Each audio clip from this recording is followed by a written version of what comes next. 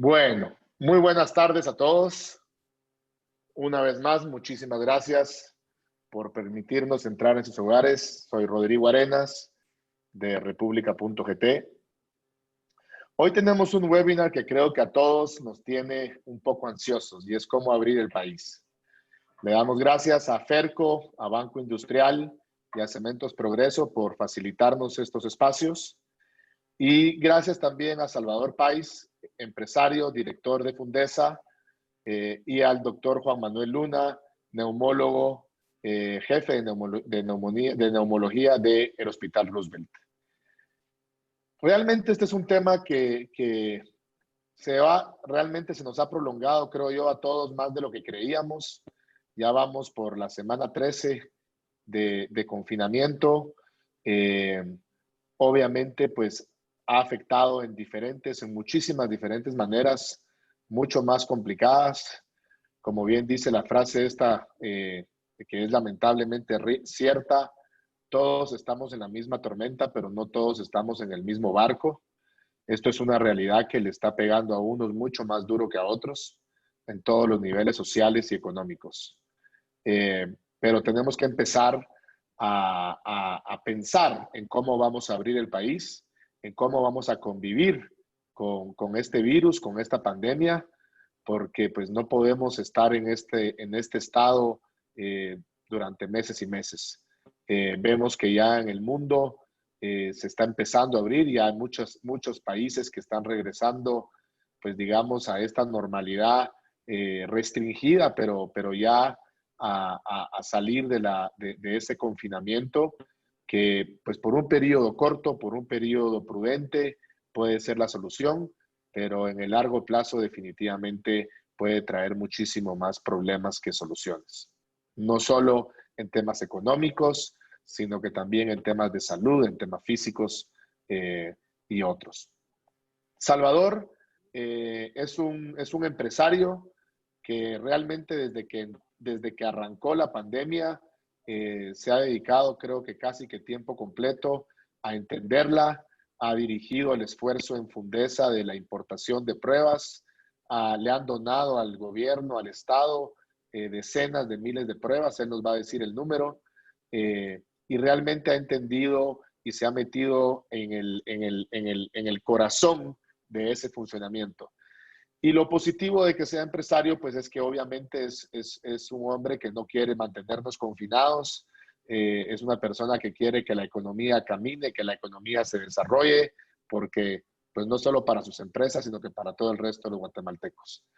El doctor Luna está a cargo del área de neumología, ahí me corrige doctor si lo estoy diciendo mal, por favor, del Hospital Roosevelt, está en las trincheras, él está realmente enfrente de este problema. Han hecho un gran trabajo los hospitales nacionales, ha sido de los hospitales que han logrado abordar mejor a los pacientes asintomáticos o pacientes leves o moderados. Y nos va a contar, porque no es lo mismo, pues obviamente entender este problema desde la comodidad de nuestras casas que entenderlo desde los zapatos de la gente que está viviendo el día a día.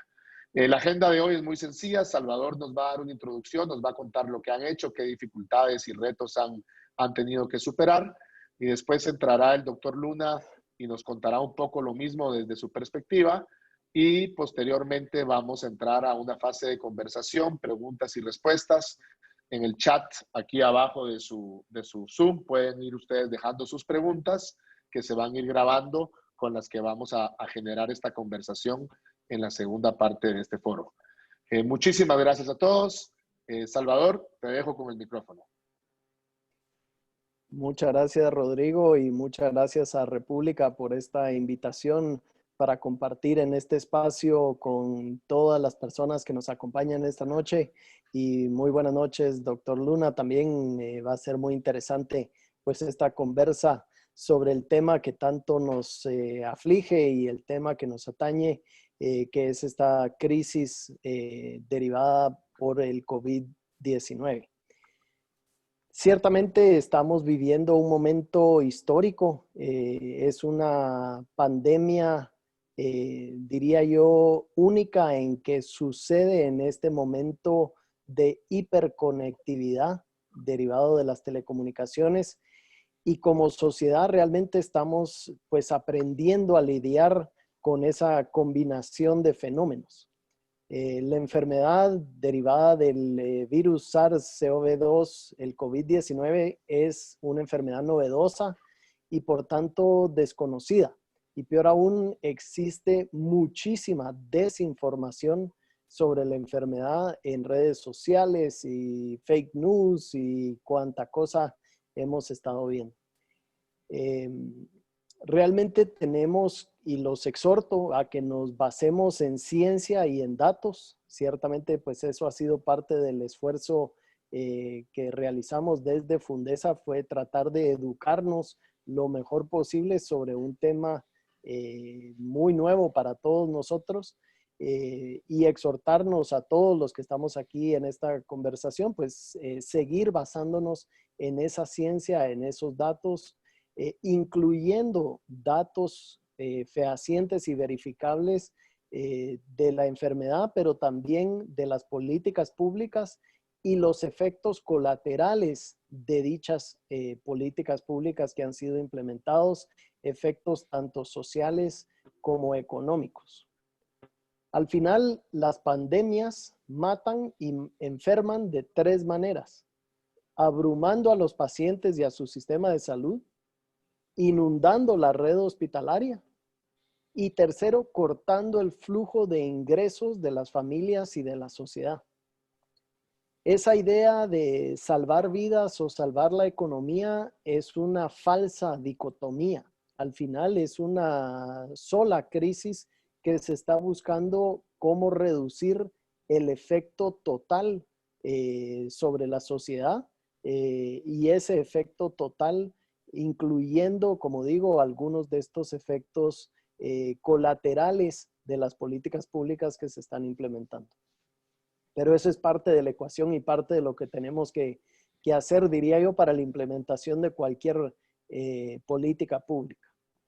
Para darles alguna idea, 3.800 millones de dólares es la pérdida económica tan solo en la ciudad de Guatemala. Se estima 15% de reducción del PIB local en la ciudad capital. A mayo hay 27 millones de facturas electrónicas menos de lo que tuvimos en marzo.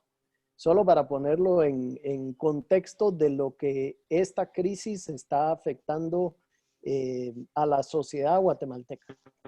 Me parece que han fallecido más personas jurídicas que personas naturales hasta este momento, y tal vez no quiero, digamos, sonar que tengo poco tacto. Obviamente cada vida es de suma importancia, pero sí quisiera decir, las personas jurídicas, una vez fallecen, tampoco será fácil resucitar a esas empresas fallidas y fracasadas. Por causas además totalmente ajenas a su buena voluntad y ajenas al manejo de esas empresas. Obviamente alrededor del mundo vemos las cifras, los números realmente son abrumadores: 325,000 muertes alrededor del mundo, pero es hasta ahora que empezamos a ver además todos los efectos indirectos que surgen. Vemos temas como la desatención de otras condiciones médicas, como el cáncer, cuando absolutamente pues todas las atenciones médicas y espacios hospitalarios pareciera se enfocan en la crisis COVID-19. Vemos efectos indirectos como el surgimiento o el aumento en indicadores de violencia doméstica y violencia intrafamiliar. Vemos también con preocupación temas, por ejemplo, la desnutrición crónica y el hecho de que alrededor del mundo, una o dos de las comidas diarias que recibían los niños, las recibían en la escuela, y al cerrarse las escuelas, pues obviamente se dejan de recibir esa alimentación que antes se recibía por parte de las escuelas públicas. En Guatemala hemos visto un gobierno que implementa una serie de medidas. Como digo, todos aquí estamos aprendiendo de este nuevo virus.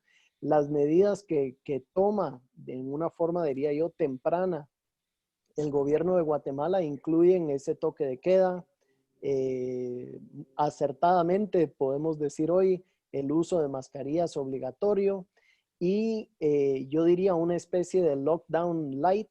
Realmente no ha sido un encierro tan severo o tan estricto como se han implementado en otros países. De hecho, vemos las gráficas de movilidad.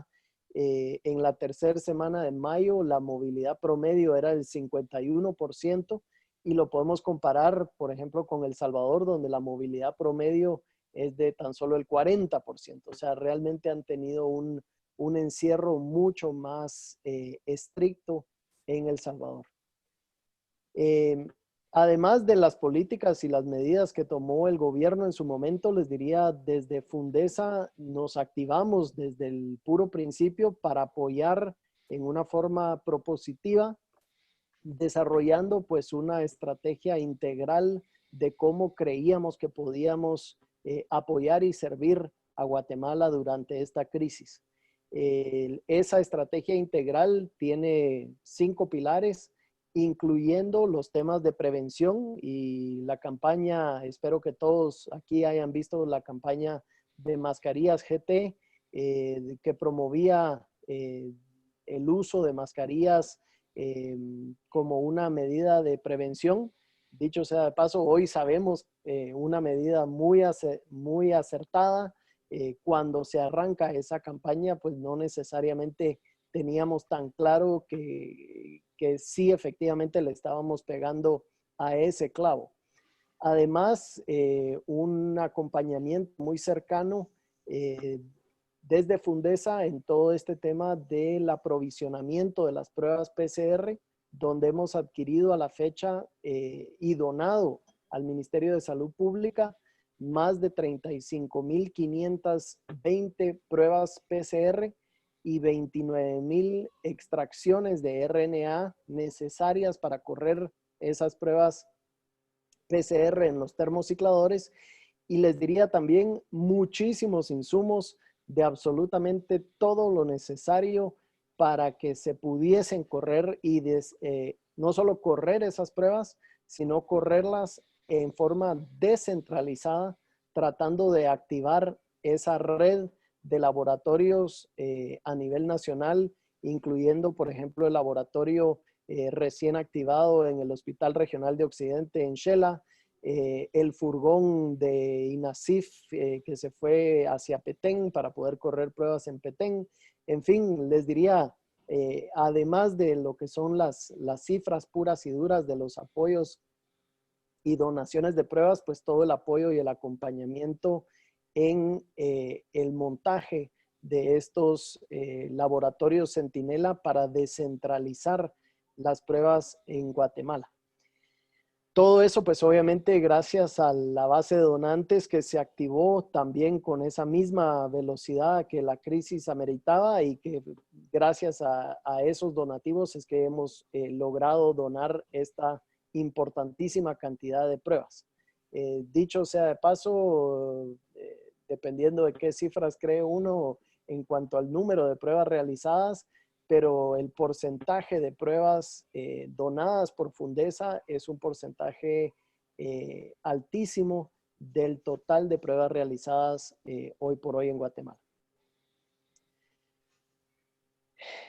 Tal vez antes de hablar de reapertura, creo que tenemos que pasar revista de ese razonamiento del confinamiento y entender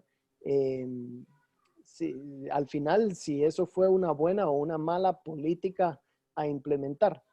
Y creo que lo tenemos que evaluar en el marco de la realidad de lo que existe y lo que es el sistema de salud guatemalteco. Y ahí, pues, a riesgo de opinar de un tema donde el doctor Luna pues, sabe muchísimo más que este servidor, creo que es importante poner algunos datos también ahí sobre la mesa sobre nuestro sistema de salud. Disponibilidad de camas, teníamos 8.100 camas disponibles en hospitales.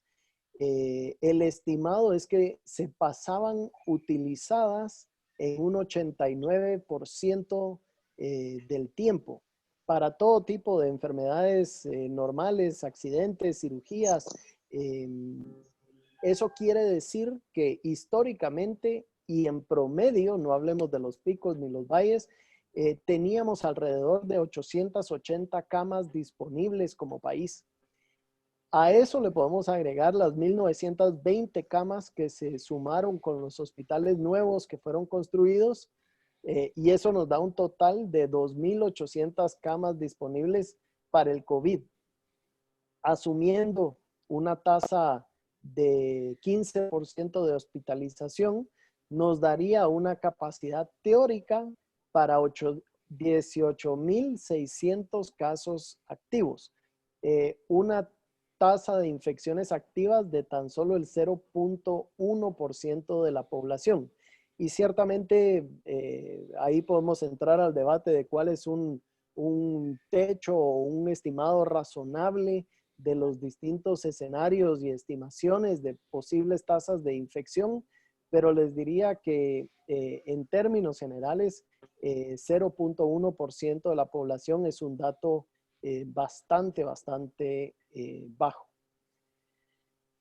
Tal vez aquí vale la pena también hacer la reflexión que hemos optado o históricamente habíamos optado por hospitalizar a un porcentaje mucho mayor de la población de lo necesario, de lo estrictamente necesario. Muchos otros países han optado por políticas donde una persona asintomática pero COVID-19 positivo podía cursar su enfermedad y su cuarentena en casa o en algún otro albergue que no fuese un hospital. Aquí en Guatemala, hasta hace poco, recientemente ha empezado a cambiar esa política y ese protocolo. Optamos por hospitalizar a todo mundo, ¿verdad? Y eso nos llevó a un colapso, diría yo, bastante temprano de lo que sería nuestra red hospitalaria, donde, ¿verdad? Con tan solo 4.423 casos activos, pues ya los hospitales estaban prácticamente llenos y las camas todas utilizadas. Creo que esa es una de las políticas que con el arribo del doctor Asturias como comisionado, pareciera que se está incorporando pues un poco más de la ciencia de cómo abordar esta enfermedad dentro de las políticas públicas. Así que evaluando ese confinamiento, sí creo que podemos afirmar un par de cosas. Primero, que sí, efectivamente se redujo la velocidad de contagio al compararnos con algunos otros países como México, como Brasil, como Perú, quienes o no optaron por cerrar del todo o optaron por alguna medida de confinamiento demasiado tardía y cuando ya la situación se les había salido de las manos.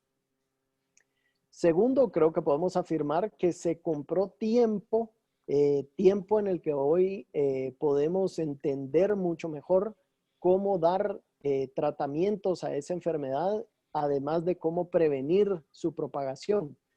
Hablábamos del tema de las mascarillas, por ejemplo, podemos hablar de temas como la hidroxicloroquina, entre tantas otras cosas que hoy se entiende tanto mejor que sí funciona y que no funciona en cuanto a los tratamientos y medidas preventivas de esta enfermedad.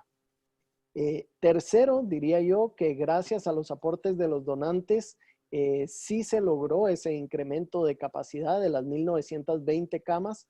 Esa es parte de la teoría de aplanar la curva para crecer en capacidades. Sin embargo, lastimosamente ese esfuerzo se truncó muy temprano. Esas 1.920 camas fueron entregadas en las primeras semanas de toda esta crisis y no se tuvo, digamos, un esfuerzo adicional desde el gobierno para seguir construyendo capacidad de camas, capacidad hospitalaria, etc. Cuarto, diría yo, el tiempo ganado se debió haber utilizado para crear mayores capacidades en la cosa pública, capacidades que a mi criterio están pendientes y es la gran asignatura pendiente, tests, trazabilidad y tratamiento, ¿verdad? Creo que las tres cosas siguen siendo pues asignaturas pendientes que ojalá podamos desarrollar y aunque pues vamos a entrar en materia posteriormente sobre la propuesta de reapertura y lo que se está planteando ahorita sobre la mesa en cuanto a las 4 fases, pero diría yo, si nos quisiéramos concentrar en 3 cosas, pues son 3 cosas que tenemos que tener la capacidad para hacer como país si queremos vencer a este virus. Tal vez para, aunque no nos lo pongamos como prerequisito, o quizás sí, debido a esta política, pero creo que debemos hablar sobre lo que son esas capacidades nacionales que debemos desarrollar en varios sentidos. Primero, seguir fortaleciendo el tema de la prevención, el tema de las mascarillas, que hoy se sabe que es una medida bastante efectiva de prevención, pero cómo nos aseguramos que las estemos usando correctamente, de que realmente pues sea obligatorio su uso, tener alguna estadística de monitoreo de si efectivamente la gente las está usando o no. Segundo, creo que tenemos que trabajar muy fuerte en robustecer nuestro sistema de salud pública en general.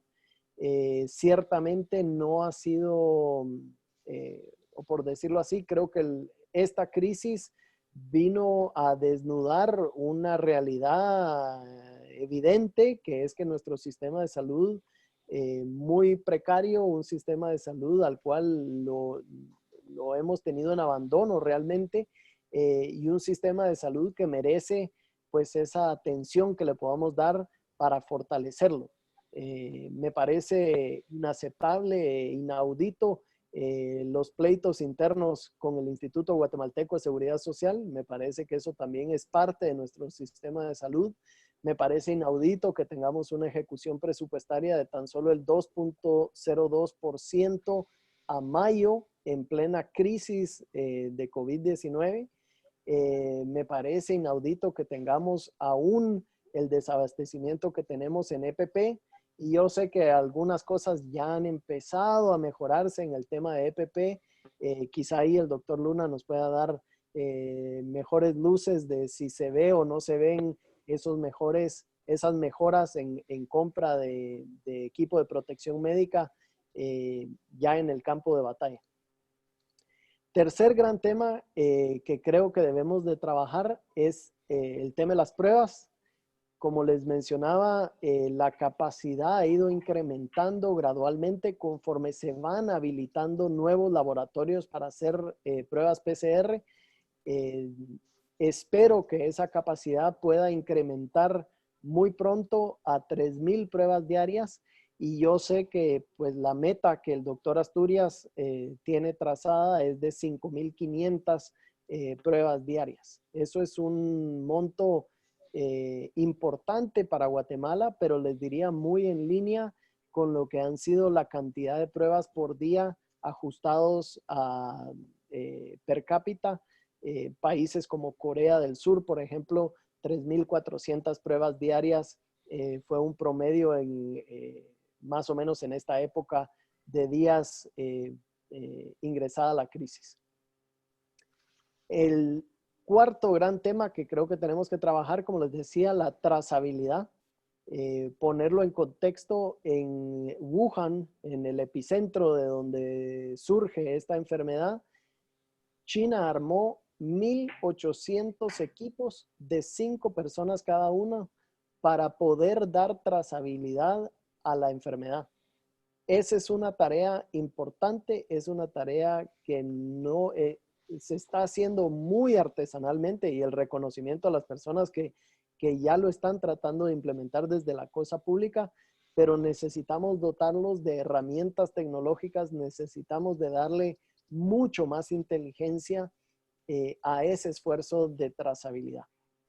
Y por último, hablar del tema de tratamiento y no pretendo meterme aquí a la parte médica, simplemente la reflexión que tenemos, las peores tasas de recuperación, el mayor tiempo promedio en 38 días y para compararlo en El Salvador actualmente 18 días para una recuperación. Así que creo que también tenemos que pensar en una forma creativa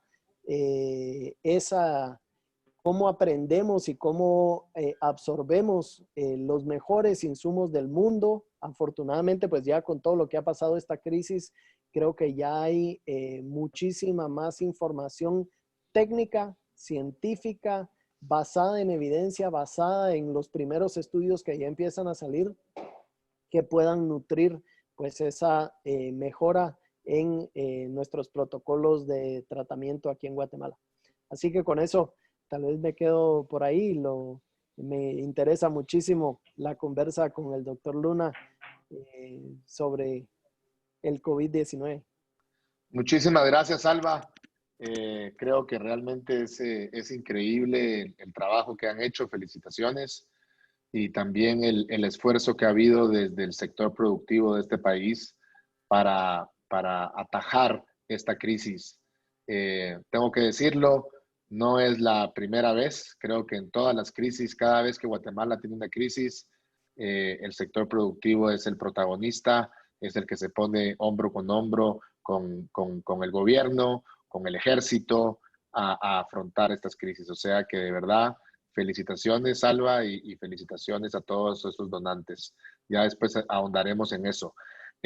Doctor Luna, muchísimas gracias.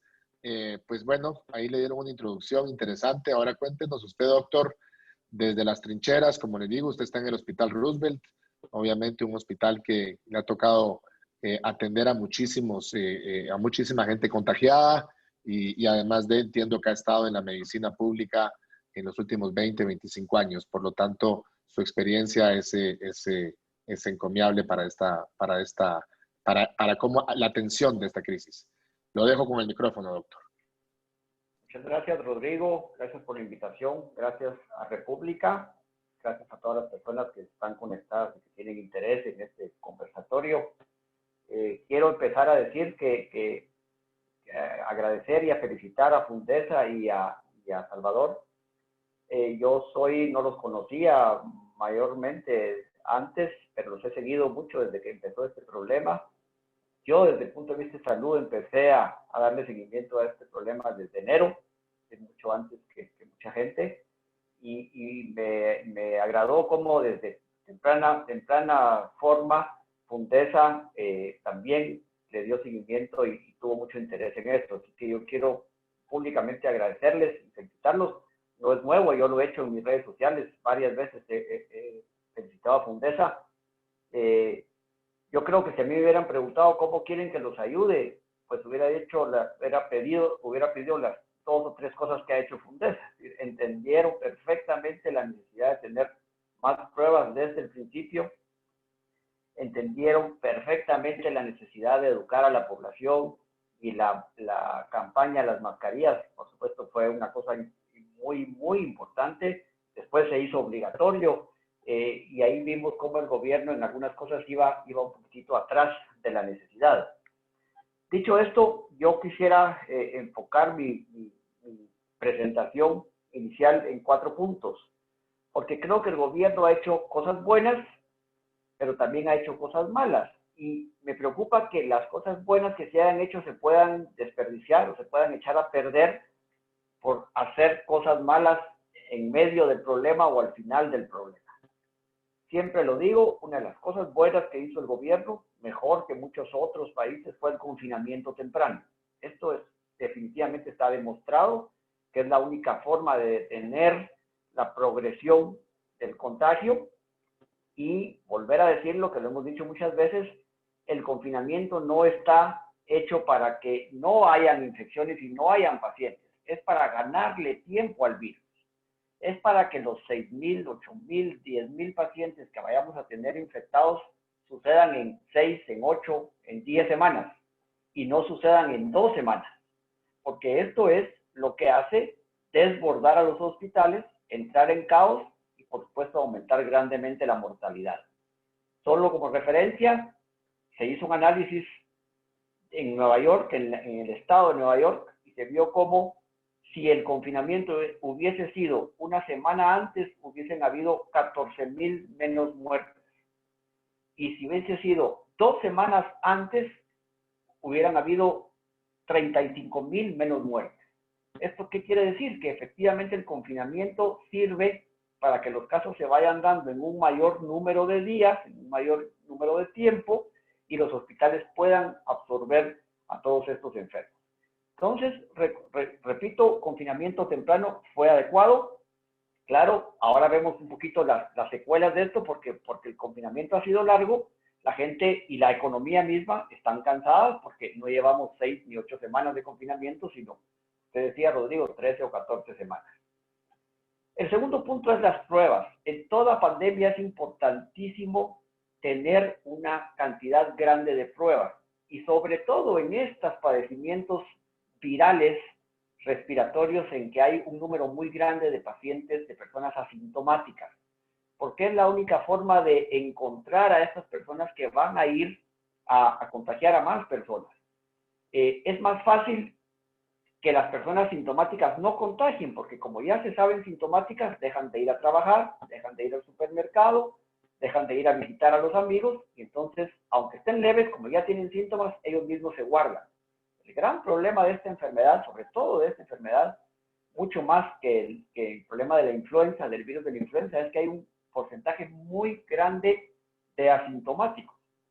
Y si a eso le sumamos que un porcentaje grande también son presintomáticos, es decir, que pasan 4 o 5 días infectados sin síntomas, se vuelve una cantidad enorme de gente que no tiene nada de sintomatología, pero que ya está contagiada. Y por eso una de las cosas que pedimos todo el tiempo, lo pedimos como hospital, lo pedimos como gremio médico, lo pedimos en forma personal en nuestras redes sociales, es masificar las pruebas, hacer muchas más pruebas. Y aquí de nuevo, Fundesa entendió esto, porque comprendemos que no eran unas pruebas que se podían comprar en la farmacia de la esquina, todo el mundo estaba teniendo la misma necesidad, no como sucede en otras situaciones, que la gente que está en épocas de invierno lo que necesita es esto. No, aquí todo el mundo necesitaba de lo mismo. Entonces, Fundesa entendió esto y vimos con muy buenos ojos el que se donaran tantísimas pruebas, pero aquí empezamos a ver un error del gobierno, porque no se descentralizó eso. Y entonces, por un lado, era llenar de kits, pero que no se podían procesar en un solo laboratorio, como es el Laboratorio Nacional, y cuando se expandió al Hospital Roosevelt, al Hospital General, al Seguro Social, a la Universidad de San Carlos, pero eso todavía es muy poco. Nosotros pedimos y todavía seguimos sin tenerlos en una forma que haya en los laboratorios privados. Ustedes no se imaginan la cantidad de pacientes que me buscan a mí en la medicina privada y que no les podemos hacer la prueba, es complicadísimo. Y aunque los manejamos como que si fueran positivos y les pedimos que se aíslen, la persona no se aísla completamente hasta que no se sabe positivo, ¿verdad? No es lo mismo decir, yo creo que usted lo tiene, a decir, mire, yo sé que usted lo tiene, usted sabe que lo tiene y entonces es que se guarda. Así que el confinamiento temprano fue adecuado, el manejo de las pruebas a mí me parece que no, y eso nos ha metido en problemas. La tercera cosa es los hospitales. También aplaudimos y vimos con muy buenos ojos que el gobierno se moviera rápidamente e hiciera estos hospitales provisionales. Esto es lo que se hay que hacer. Lo vimos en otros países, en Europa, en Estados Unidos, hospitales en los centros de las ferias, etcétera, porque los hospitales usuales no alcanzan para esto.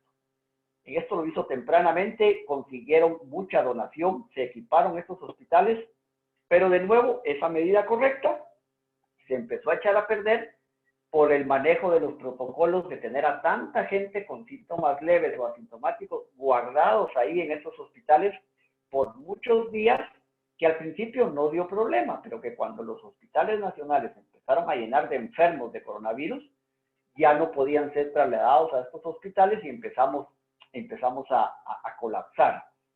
Salvador lo decía, este colapso fue temprano, no tendríamos por qué estar colapsados desde temprano si hubiésemos podido seguir enviando a los pacientes a estos hospitales.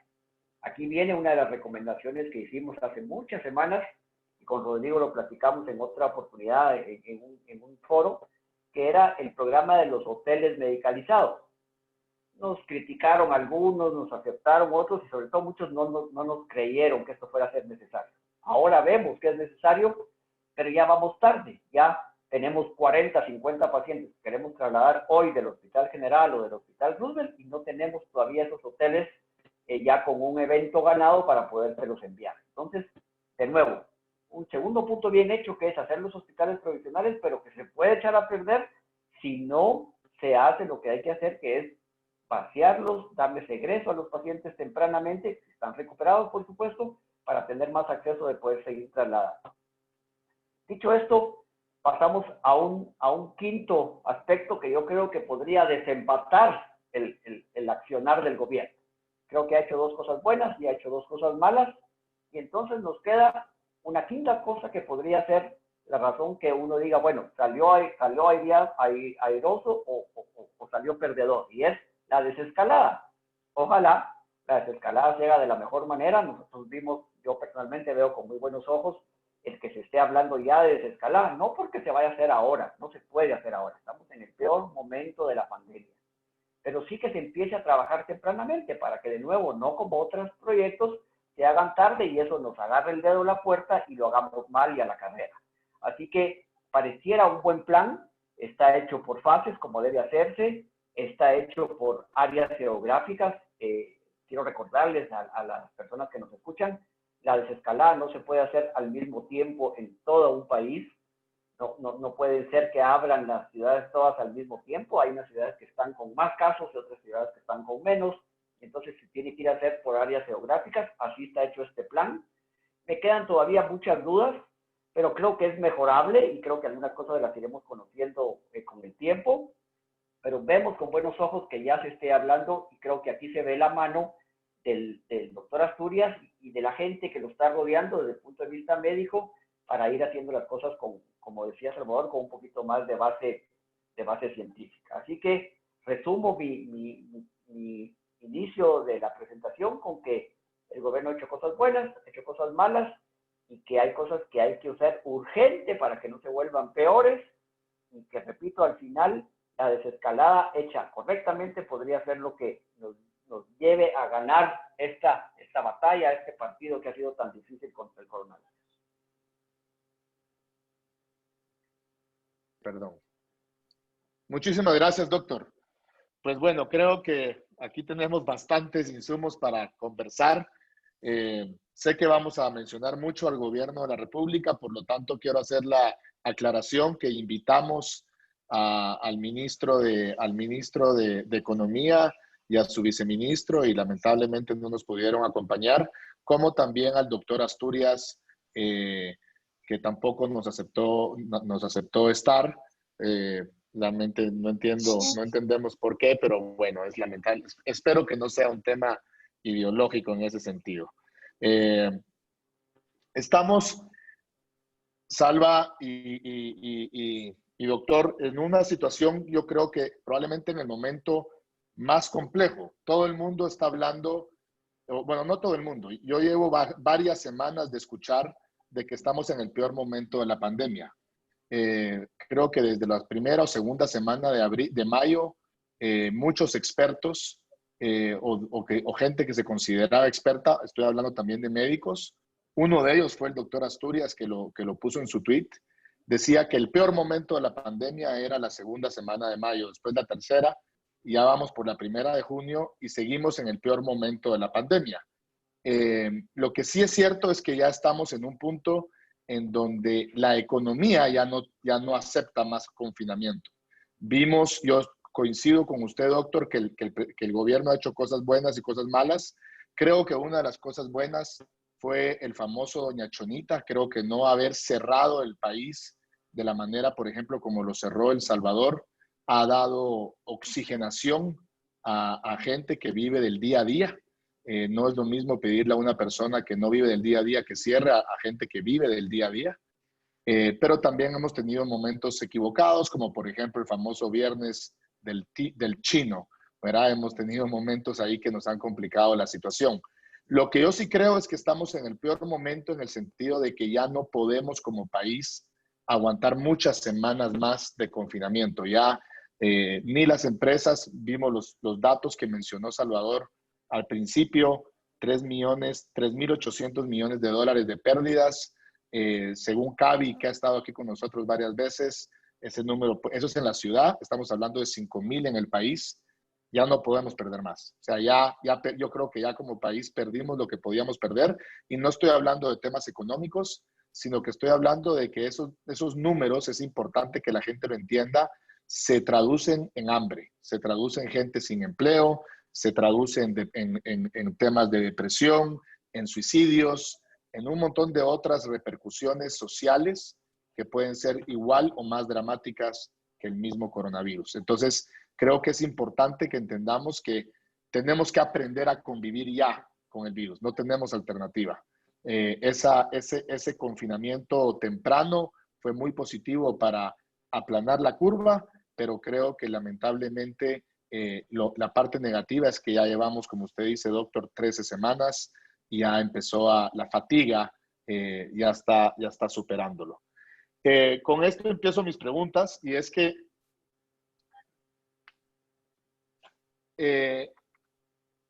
dice acá, doctor, y tal vez le pregunto yo a usted, de las enfermedades colaterales. Obviamente usted es especialista en neumología, no pretendo que sepa de todas, pero ¿qué otras enfermedades podemos encontrar o se han desatendido? Hemos escuchado, por ejemplo, yo estuve viendo unas estadísticas de Estados Unidos, lamentablemente en Guatemala no tenemos buenas estadísticas, pero que el tema del cáncer, por ejemplo, se desatendió casi en un 50% en Estados Unidos. ¿Cómo ve usted eso en Guatemala con las enfermedades colaterales al estar confinados? Sí, yo creo que efectivamente todas las enfermedades crónicas, todos los padecimientos crónicos son los que se pueden ver afectados, porque las urgencias, las cosas agudas, pues van a seguir llegando a las emergencias y de alguna manera van a pedir atención y se les va a dar atención. Pero las enfermedades crónicas y el cáncer, probablemente a la cabeza de estas enfermedades, sufren de una especie de abandono, no del sistema de salud, sino que los mismos pacientes muchas veces prefieren no ir a los hospitales por el riesgo de contagio, y creo que es un error. Yo puedo hablar por el Hospital Roosevelt, en donde desde el principio se fue muy claro que el hospital no iba a dejar de ser un hospital general con atención de todos estos padecimientos, y específicamente, si alguna unidad no ha cerrado nunca sus puertas, es la unidad de hemato-oncología. Se han hecho todos los protocolos posibles para tratar de tener lo más seguro a estos pacientes. Incluso tenemos ahí todavía intentando tratar a estos pacientes en algún par de espacios que hay en el hospital fuera del edificio principal. Por algunas cuestiones burocráticas no se ha logrado, pero está el plan y está ya presentado para ver si podemos todavía darles más seguridad a los pacientes. Pero aún así, la unidad en el Hospital Roosevelt, y creo que en el Hospital General también, no se ha dejado de atender. Y yo diría que en este momento no podemos hablar de un sufrimiento o de un aumento de la mortalidad de los pacientes con cáncer debido al coronavirus. Por supuesto, esto lo estoy hablando con certeza del Hospital Roosevelt y con presunción del Hospital General, pero no tengo información del INCAM, por ejemplo, cómo les está yendo a ellos, si verdaderamente han seguido tratando a sus pacientes, y no tengo certeza de los hospitales departamentales. Aunque les voy a decir que el cáncer se maneja muy centralizadamente, somos centro de referencia, así que yo diría que en este momento, no sé qué va a pasar dentro de 3 o 4 semanas, pero los médicos de oncología no están trabajando COVID, no los hemos tenido que reclutar para trabajar y ver pacientes de COVID, y entonces en el hospital el cáncer sigue siendo bien atendido en este momento. Muchísimas gracias, doctor. Tengo aquí, traté de ponerle pantalla, pero ayer presentó la comisión las 4 fases, las 3 fases, hoy presentó la 4ª, ahorita en este momento que acaba, mientras nosotros estamos acá, para la desescalada. La voy a leer rapidísimo, solo para nuestro público. La fase 0, que en teoría es en la que yo entiendo que estamos, Tenemos que esperar el descenso de casos nuevos y sospechosos durante 14 días, disminución en la saturación de camas hospitalarias de cuidados críticos a menos de un 80% y un equipo de protección para el personal de salud para 5 días. De ahí para abrir la fase 1, dice parcialmente actividades económicas y centros de trabajo como el comercio, servicios de mostrador, restaurantes y cafeterías. Dice descenso de casos nuevos y sospechosos por otros 14 días, descenso del 15% en pruebas positivas de coronavirus por 14 días, disminución del 75% de camas hospitalarias en cuidado crítico y disponibilidad de equipo para 10 días. Y la fase 2 intermedia, otros 14 días de descenso, otro 15% de descenso en la proporción de pruebas positivas y 15 días de equipo. Y la fase 3 que dice apertura, como usted dice, doctor, a la palabra de moda, nueva normalidad, otros 14 días sin casos nuevos o sospechosos, pruebas por debajo del 10% de las muestras y el 70% por debajo de la saturación. Salvador, ¿qué opinas de esta propuesta? Pues yo creo que primero celebrar, como ya lo hacía el doctor Luna, el hecho de que tengamos una propuesta inicial de lo que pueda ser ese proceso de reapertura. Creo que eso es algo positivo. Creo que es positivo que busquen basar esa propuesta de reapertura en fases y creo que de alguna manera pues quizá falta ese elemento también geográfico de regionalización que no me queda tan evidente de la propuesta. Sin embargo, tengo mis dudas en cuanto, por un lado, a las estadísticas que estamos proponiendo o que se están proponiendo. Por ejemplo, el tema de casos sospechosos, ese es un factor y un indicador que nunca se ha comunicado y nunca se ha socializado y me pregunto cómo vamos a hacer como sociedad para ir monitoreando algunos de estos indicadores. Otros indicadores pues son tal vez preocupantes en cuanto a la distancia que hoy tenemos hacia donde tenemos que llegar. Creo que, por ejemplo, el tema de cuántas pruebas, el porcentaje de pruebas positivas sobre pruebas realizadas, es un factor que hoy lo veo dramáticamente superior a la propuesta. Creo que hay mucho que se puede hacer y es parte de lo que desde Fundesa hemos venido apoyando, pero el gobierno y las distintas entidades tienen que tener la capacidad de realizar sus propias compras de pruebas y poder realizar esa verdadera descentralización que ya comentábamos en algún momento. Y nuevamente hay otros indicadores, el de ocupación de camas hospital.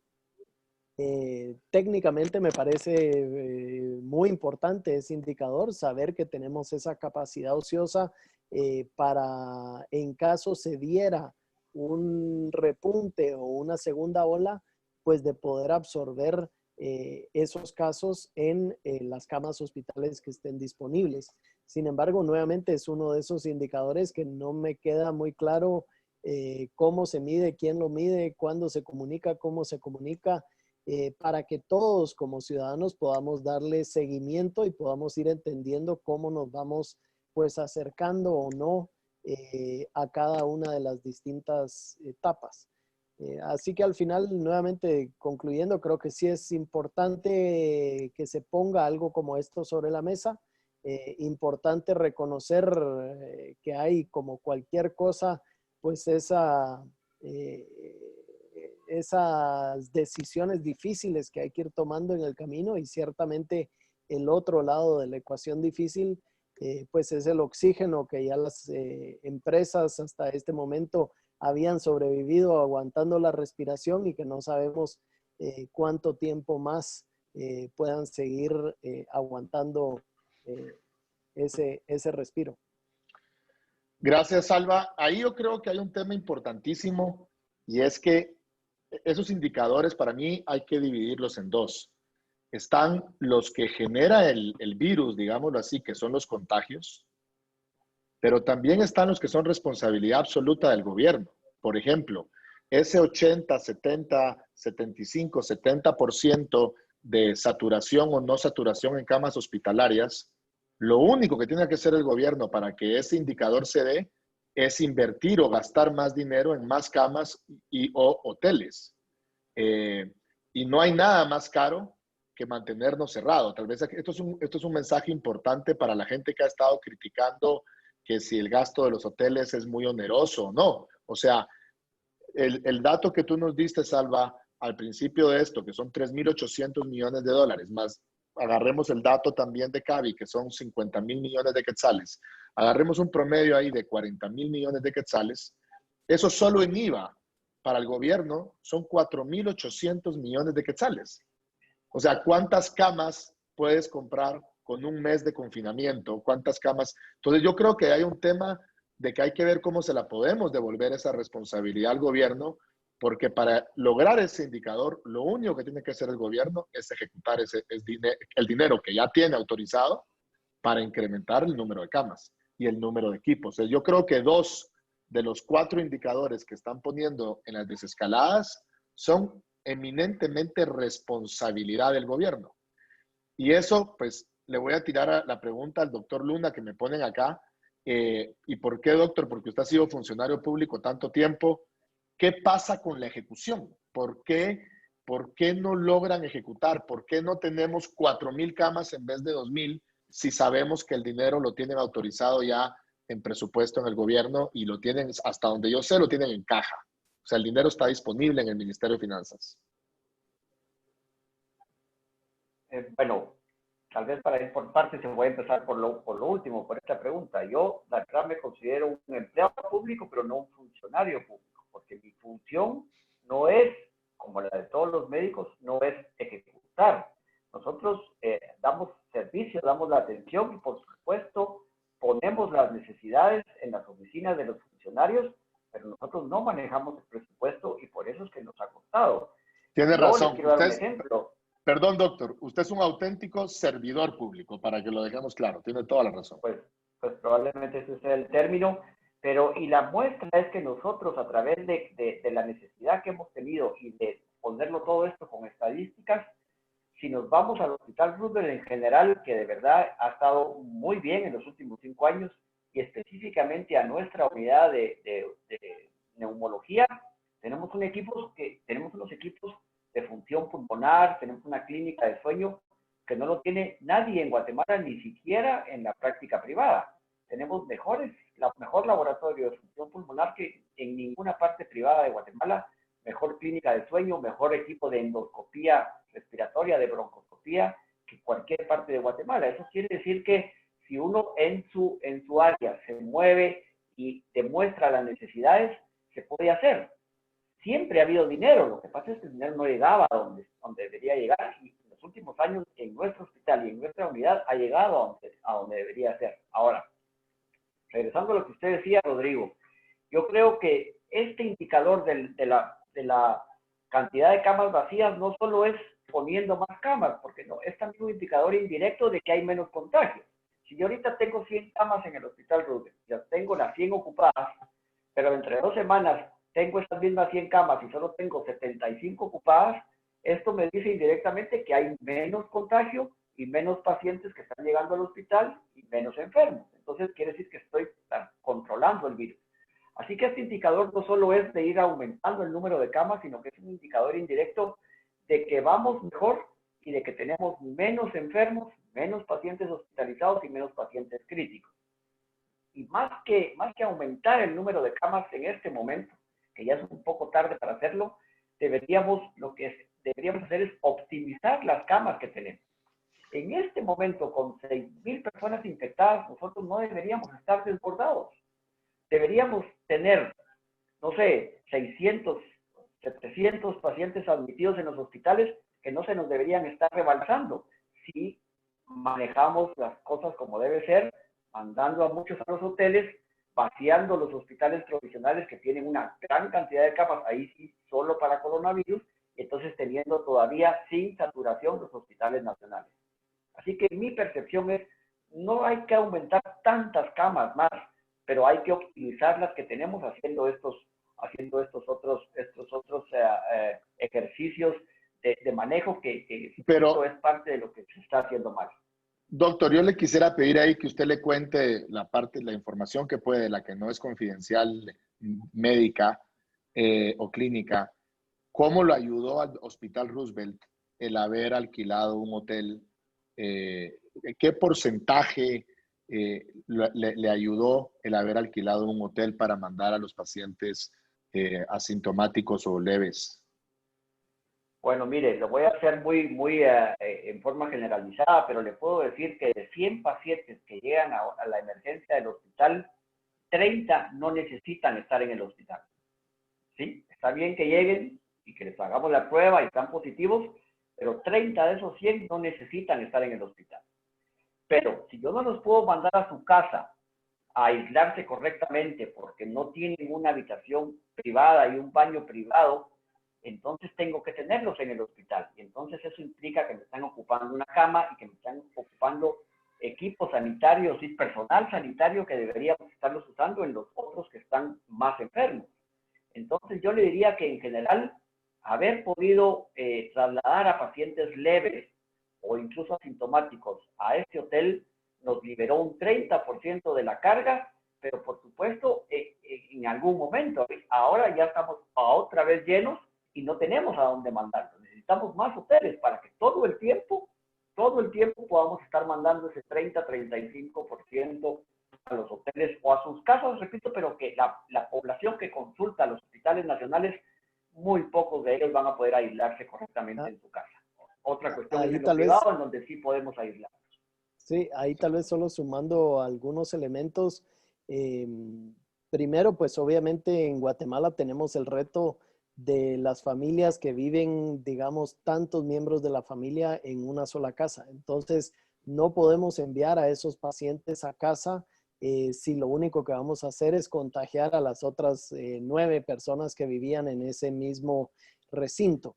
Entonces ahí es donde creo que entra el rol de pues estos hospitales o de estos albergues temporales que se puedan crear para los pacientes asintomáticos o levemente sintomáticos. Pero también para aquellas personas que sí decidamos que, o el sistema, los médicos decidan que no requieren hospitalización, que pueden volver a sus casas, que tienen un lugar donde quedarse. Ahí estamos en este momento planteando una propuesta de un software que permita al Ministerio de Salud y a toda la red de los doctores poder brindar una atención en casa, una especie de telemedicina para monitorear a aquellos pacientes que estén guardando cuarentena en sus casas y donde además le introduzcamos cierta funcionalidad de pues control de cuarentena, donde también los demás ciudadanos pues tengamos la certeza de que las personas que tienen que guardar cuarentena lo estén haciendo.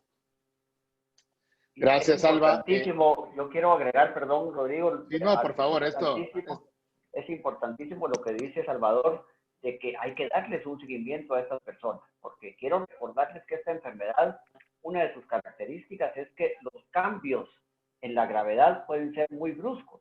Una persona que está leve, en horas se puede poner moderado y en horas se puede poner grave. Entonces, tanto si se van a sus casas como si se van a un hotel, o estos se llaman medicalizados, tienen que tener 1, 2, 3 médicos, dependiendo del número de enfermos en ese hotel, que tengan cierto control y a quien puedan acudir inmediatamente, y ese médico puede decidir regresar a ese paciente al hospital porque lo está viendo que se está empeorando. Con mayor razón en su casa. Nosotros sugerimos, sin ser expertos en tecnología, que las telefónicas, eso lo sugerimos en febrero, fíjese Rodrigo, que las telefónicas proporcionaran algún tipo de plataforma, algún tipo de programa, incluso yo decía que donen celulares, porque mucha gente no tiene celular.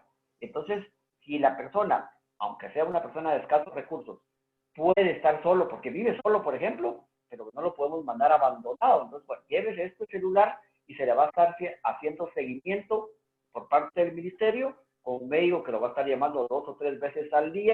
Usted también puede llamar si se siente mal y se puede hacer un control. Así que es importantísimo esto que decía Salvador y me alegra y qué bueno. Y no me extraña pues de que Fundesa esté pensando en esto porque es parte de lo que necesitamos en este momento. Excelente, doctor. Gracias. Y Salva, gracias. Salva pregunta acá, creo que es una propuesta una pregunta de propuesta interesante y es que si ayudaría a diferenciar los horarios de jornada a la hora de empezar a abrir el país y poner, por ejemplo, al Estado de 7 a.m. a 3 p.m. y a digamos, a la industria de 9 a 5 y a los servicios y al comercio de 11 a 7 p.m. ¿Eso ayudaría a que haya menos riesgo de contagio? La pregunta es para los dos. Pues la verdad que no he estudiado ese tema en particular, pero creo que una segunda parte de esa pregunta o pregunta relacionada era el tema del transporte público. Esa es la otra parte de la pregunta, correcto. Entiendo que en este momento hay, ¿cómo decirlo? Pues hay una afectación por el hecho de que se truncó el transporte público. De los números que veía esta mañana de un análisis que estamos haciendo en Fundesa, del gasto personal de 10 quetzales promedio que se realizaba para transportarse, para llegar al trabajo, ahora estamos viendo 40 quetzales de gasto. No es que las personas estén dejando de acudir al trabajo, es que las personas están teniendo ahora que optar por métodos de transporte alternos, muchas veces en la palangana de un pick-up, muchas veces violando las normas de distanciamiento. Apuñuscado se dice. Apuñuscados, esa es la palabra técnica correcta. Y el tema que debemos entender es, y como cualquier política pública, si habilitar o no habilitar el transporte público va a incrementar ese riesgo de contagio y cuánto, versus también evaluar por el otro lado lo que está ya efectivamente sucediendo, el grado de contagio y lo más importante, pues la cantidad de recursos que están saliendo de los bolsillos de las personas, además, más necesitadas y más afectadas en toda esta crisis. Entonces, creo que es una propuesta importante que hay que estudiar seriamente. Obviamente, la preocupación de que no se incremente con ese proceso de apertura del Transmetro, que se haga de una forma que no incremente la tasa de contagios y entonces cuáles son, hablemos, ¿verdad?, de todos esos cuidados y todas esas estrategias que se puedan hacer para reducir esa probabilidad de contagio y minimizar esos riesgos para tratar de que la ecuación beneficie a estas personas que hoy por hoy se están quedando sin transporte público. Y algunas de esas cosas que se están evaluando y que se están viendo en este momento, obviamente cámaras térmicas para poder evaluar si alguien llega con fiebre que no pueda subirse tan siquiera al Transmetro.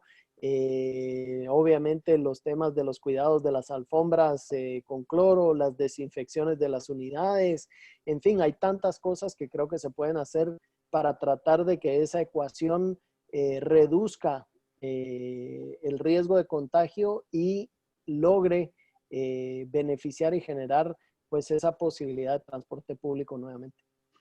Gracias, Alba. En efecto, esa era la siguiente pregunta. Doctor, le regreso a usted la primera pregunta. Y yo creo que es interesante esta propuesta de esta pregunta de tener 7 a 3 al Estado, 9 a 5 a la industria y servicios y 11 a 7 al comercio. Y es totalmente contradictoria a lo que están haciendo ahorita, que es reducirnos a todos la cantidad de horas de trabajo. ¿Usted cree que alargar y dispersar el tiempo en el que nos movilizamos va a ayudar a que el apuñuscamiento sea menor y por lo tanto los contagios sean menores? Es una medida que se ha hecho en otras pandemias y que se ha hecho en esta pandemia en otros países que han desescalado. Lo que pasa es que en este momento todavía estamos con horarios reducidos porque todavía estamos en confinamiento, Rodrigo. Si quiere usted reducido, si quiere no completo, no es un lockdown completo, pero estamos todavía en confinamiento. Esas medidas de los diferentes horarios son adecuadas a la hora de desescalar. y van de la mano del transporte, porque el transporte es un reto enorme a la hora de desescalar. Efectivamente, el transporte y las escuelas son los dos lugares donde más contagio va a haber y pueden ser los responsables de una nueva ola y pueden ser los responsables de regresar en las fases de desescalada a la fase anterior porque estamos teniendo un repunte de casos. Yo quiero aquí mencionar algo que pasó en Corea y que pasó en Taiwán a la hora de ir desescalando, y es el tema de los policías sanitarios. Y eso creo que sería un tema que sería muy adecuado tenerlo, por lo menos en el transporte en Guatemala. Yo todos los días, cuando tengo que salir, que no es al hospital, todos los días miro personas con la mascarilla mal colocada, con la mascarilla parcialmente puesta. Entonces, cuando empiece el transporte, creo que va a ser importante tener esas personas que están capacitadas para decirle a usted, mire, lleva mal puesta su mascarilla, amárrese bien su mascarilla. Y dentro de las unidades tienen que ir 1 o 2 policías sanitarios en cada vagón para decirle, señores, por favor, sepárense, señores, no se junten, ya no entren en este vagón. No, que mire que voy tarde a mi trabajo, ya no puede entrar en este vagón porque aquí ya van 20 y la capacidad era para 40 y no pueden entrar más de 20. Entonces, estas personas de verdad son útiles porque a la gente se va relajando, la gente tiene desconocimiento de muchas cosas y estos policías sanitarios creo que podrían ser una solución para el transporte que verdaderamente es un reto y que nos preocupa muchísimo, pero que entendemos que si se van a abrir las empresas, pues habrá que llegar de alguna forma a trabajar a esas empresas y a esos comercios y el transporte tendrá que volverse a reanudar. Yo creo que esa es una excelente propuesta para enviarle al alcalde, y es que todo el equipo de Metra que tiene la municipalidad, además de creo que el 70% de la gente contagiada está en la ciudad de Guatemala, o sea que esos policías sanitarios en Metra podría convertirse, y tal vez así ya no arruinan los semáforos, y podrían convertirse en policías sanitarios. Creo que es una excelente propuesta. Claro, hay que capacitarlos para que ellos entiendan lo que tienen que exigir, ¿verdad? Eso creo que es una excelente propuesta que le podemos hacer llegar al alcalde. Hay un tema que yo quisiera aclarar importante, y es que esos 40 quetzales por trabajador o por persona que se está gastando la gente, es importante que el público entienda que no es que las empresas formales grandes, porque la gente se hace la idea de que las empresas formales grandes, o hay gente que está queriendo hacer que otras personas piensen de que las empresas formales y grandes obligan a sus trabajadores a llegar, y por lo tanto esa gente que gana 4,000, 5,000, 6,000 quetzales al mes están teniendo que pagar esos 40 quetzales diarios para llegar. No, esas empresas, el 100% o el 90 y pico por ciento de esas empresas tienen resuelto el tema del transporte para sus empleados. Estos 40 quetzales que se está gastando la gente es la gente que no tiene jefe, es la gente que sale a trabajar porque no le queda alternativa y no puede, y no se va a quedar sin trabajo porque lo despidan, sino que se va a quedar sin comer si no trabaja. Y estamos hablando que 40 quetzales diarios pues son alrededor de 200 quetzales a la semana, son 800 quetzales al mes. Ese es el mensaje que tenemos que entender, que la economía va totalmente de la mano de la pandemia, como dice Salvador. O sea, la economía tenemos que abordarla exactamente en paralelo porque la gente pues, que vive del día a día no quiere escoger entre morirse del virus o morirse de hambre. Y como país tenemos que resolver ese tema de una manera importante. Preguntan aquí algo importante, Salva, tú has estado cerca del tema del transporte urbano también desde hace varios años con otras organizaciones ciudadanas. No es el momento, es posible, porque sabemos que el Transmetro funciona muy bien, pero es solo un tramo del transporte público. Los famosos buses rojos, el Transmetro, la municipalidad tiene muy poca injerencia sobre ellos, si no es que casi nula, porque además de eso son en municipios fuera de la ciudad capital. ¿Tiene el Transmet, tienen ese transporte público la posibilidad de reinventarse, o es el momento de hacer cambios drásticos? Yo creo que sí, efectivamente es un momento y una oportunidad, pero diría también de lo que hemos estado conociendo en los últimos días y he estado trabajando muy de cerca con el equipo de la municipalidad, justamente tratando de pues acompañarlos con las asesorías técnicas en la parte tecnológica, en la parte metodológica, de todo lo que se podría hacer para tratar de mitigar los riesgos de contagio por un lado y también con todo el estudio de cuantificación del efecto de, pues al final, de generación de pobreza que está teniendo el hecho de mantener el transporte público cerrado.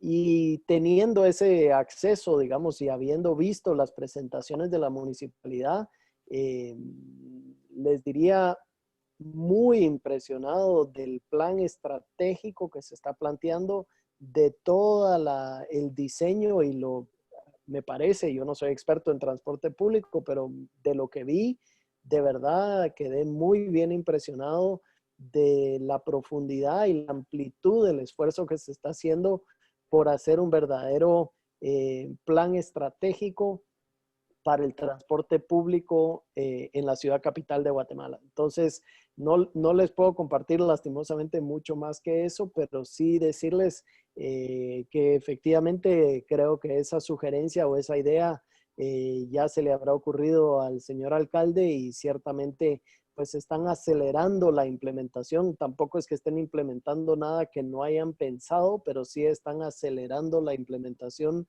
de un plan estratégico muy interesante, multimodal, muy moderno, les diría además, para Guatemala. Buenísimo, excelente, qué buena noticia. Vamos a invitar al alcalde a que nos lo presente o a alguien de su equipo. Doctor, creo que hay una pregunta aquí que reúne varias preguntas y que creo que es importantísimo que usted le cuente a la población porque lamentablemente las fake news lideran muchas veces la agenda comunicacional, ¿no? Eh, la pregunta son dos. ¿Cuál es, digamos, el tratamiento genérico ideal? Pero también la otra pregunta que creo que es importante que responda, doctor, es ¿a partir de cuántos días? Si yo me encuentro positivo, si yo me hago una prueba hoy de COVID-19 y me sale positiva mi prueba de PCR, ¿durante cuántos días yo puedo contagiar a la gente? O sea, porque hay gente que cree o sea, es más, el mismo gobierno creyó durante una época que podían ser como 60 días. ¿Durante cuántos días eso es así? Ok, habría que decir que si usted sale positivo hoy, usted es contagioso desde hace 5 días. Ese es uno de los grandes problemas del virus, ¿verdad? Ok. Si sale positivo hoy, seguramente está infectado hace varios días, asintomático o presintomático, y ha estado contagiando. Pero el hecho es que hoy lo sabemos a usted positivo, muy probablemente los siguientes 7 u 8 días va a tener una carga viral todavía importante en que puede ser contagioso. Si yo le vuelvo a hacer un test dentro de 8 días, muy probablemente salga negativo, pero aunque salga positivo, es casi seguro que usted ya no está siendo contagioso, porque esa positividad que voy a tener en un test dentro de 8 días es un material genético del virus como de rezago, como residuo, que ya no es un ARN activo y que por eso mismo ya no es contagioso. Así que, en resumen, la respuesta es, si sale positivo hoy, usted puede ser contagioso los siguientes 7 u 8 días. Excelente. Eso creo que es importante hacérselo ver a la gente porque pues creo que uno de los mejores, de los grandes aportes que vino a dar este equipo de epidemiólogos al gobierno es el porcentaje de recuperados, porque yo hice un poco los números y el 28 de abril teníamos algo así como 800 o 900 contagiados y estábamos en 28 de mayo y solo teníamos como 20 recuperados. O sea, ¿dónde estaban los otros 780? Claro, habían tal vez 20 fallecidos, pero ¿dónde estaban los otros 760? Y estaban haciendo muy largo todo el proceso de recuperados. Hoy podemos entender que 15 días después, con certeza, la gente ya se puede dar como recuperada. ¿Correcto? Se puede dar como no infecciosa. Bueno, como no infecciosa. Pero digamos, si ya no tiene síntomas, se puede dar como recuperada. pero digamos cumple el criterio de recuperado. Y yo creo que aquí los protocolos estaban mal, se hacían muchos días de hospital, se hacían demasiadas pruebas, con el agregante que esas pruebas tardaban mucho en llegar, y tenemos testimonio de pacientes que tuvieron 30 o 40 días en el hospital del Parque de la Industria o en Villanueva, lo cual es absolutamente incorrecto, y es parte de lo que ha mejorado esta comisión presidencial del coronavirus. Creo que incluso antes de venir el doctor Asturias a Guatemala, él ya habló con las autoridades y cambiaron los criterios, y por eso ustedes vieron que pasamos de 12 o 15 recuperados a 100 o a 200 recuperados en pocos días, porque se empezó a usar el criterio correcto de hacer menos días y de hacer menos pruebas negativas. Con una prueba negativa es más que suficiente. Hay países que por lo severo que fue este problema, y a lo mejor Guatemala vamos a terminar haciéndolo igual, ya ni siquiera se hace la prueba, ya ni siquiera se necesita la prueba negativa, sino que si fue positivo, estuvo bajo control hospitalario, lleva más de 72 horas sin síntomas y ha pasado por lo menos 8 o 10 días, se le da como recuperado, a veces incluso sin una prueba negativa. Gracias, doctor. Vamos cerrando. Salva, me preguntan acá y yo quisiera que lo sumaras tal vez con unas palabras de aliento. Y dice, ¿cuál está? Obviamente Fontesa está muy involucrado en esto. Si tiene alguna propuesta concreta de desescalada o de apertura del país y cuáles son tus predicciones, cuál es tu bola de cristal que vamos a estar en las próximas 4 o 8 semanas. Yo tal vez lo que diría es, tenemos que ser nosotros quienes construyamos las condiciones para lograr esa desescalada, entendiendo de que para muchas familias y para muchas personas es un tema de sobrevivencia y de urgencia, pero tenemos que crear esas condiciones. No podemos desescalar anticipadamente desde el punto de vista que eso provocaría pues una curva ascendente geométrica que creo que ninguno quisiéramos tampoco. Entonces, ¿cómo se logra eso? Y parte, lo mencionaba ya el doctor Luna, pero lo escuché yo de un biólogo molecular que desarrolló una de las pruebas que hemos estado importando. Él me decía, 50% de los pacientes son asintomáticos y ellos son responsables del 80% de los contagios.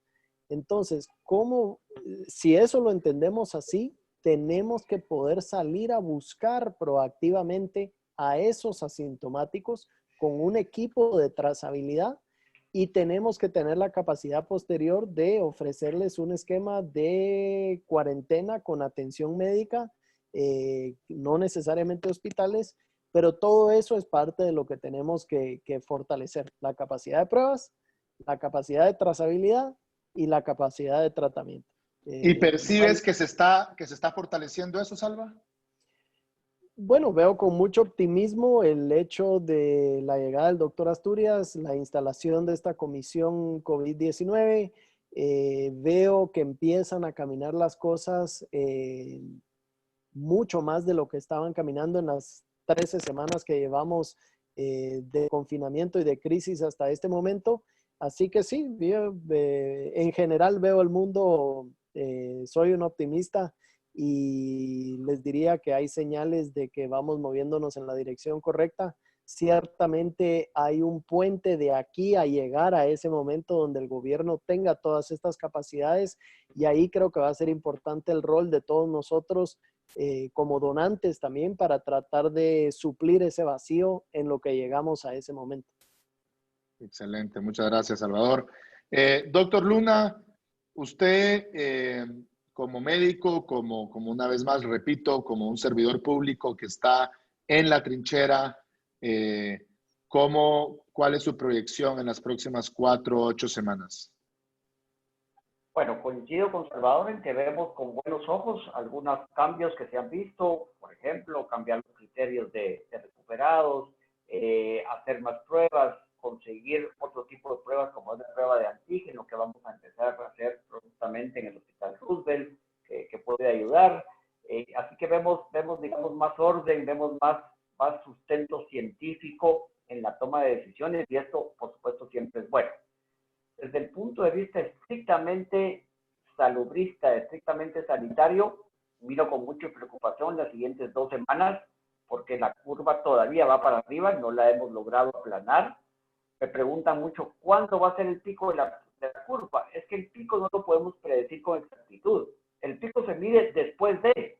Uno puede decir, ya se fijaron que desde el 15 de junio hemos ido bajando los casos. Entonces el pico fue el 15 de junio. Pero eso lo vamos a decir el 20, el 22 y el 25 de junio, viendo hacia atrás.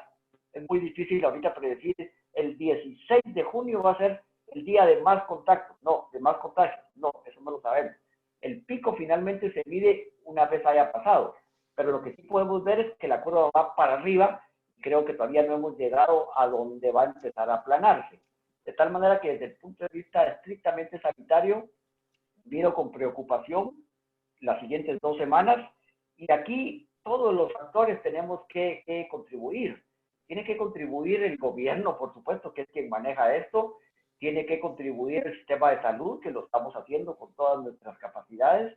Tiene que contribuir la industria y la parte privada con todo lo que está haciendo, como lo hace Fundesa, pero también tiene que contribuir la ciudadanía. Todos tienen que ser más responsables de su parte, de su ladrillo, de su pedacito. Tienen que, de verdad, si pueden salir menos, que lo hagan. Si pueden tener mejor puesta la mascarilla, que se la pongan. Si pueden quitarse la barba a los hombres para que la mascarilla les funcione mejor, que se la quiten, que lo hemos recomendado muchas veces.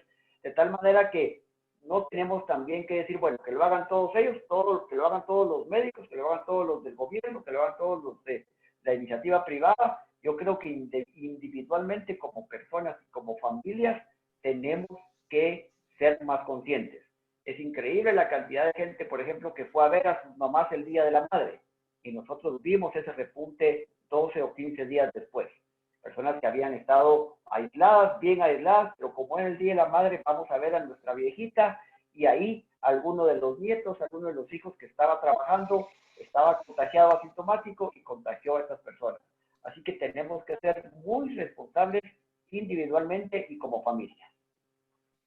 Muchísimas gracias, doctor. Pues bueno, yo lo que puedo concluir de esta conversación, yo también soy un optimista sin solución, y creo que no nos podemos quejar como país en el sentido de que somos de los países que mejor ha manejado la pandemia y que creo yo, dentro de todo, menos impacto económico, macroeconómico ha tenido, aunque obviamente pues esto excluye, como repito, todos estamos en la misma tormenta, pero no estamos en el mismo barco. Hay gente que la está pasando muy, muy mal y tenemos que estar conscientes de eso. Obviamente tengo que agradecerle como guatemalteco al sector productivo de este país, a toda esa base de donantes de Fundesa y otro montón de donantes que no donaron por medio de Fundesa, pero gracias a ellos tenemos 35,000 pruebas, insumos, mascarillas, camas, respiradores, laboratorios. Creo que es bien importante que le demos al César lo que es del César y reconocer que este es un país que se mueve gracias a sus ciudadanos, y a sus ciudadanos de bien, y a sus ciudadanos productivos y constructivos. Muchas gracias también a usted, doctor, y a todos los servidores públicos que están en la línea frontal. Ustedes son los verdaderos héroes de esta pandemia, de esta guerra en la que estamos el mundo entero. Ustedes se arriesgan todos los días para ir a salvar vidas, y muchísimas gracias.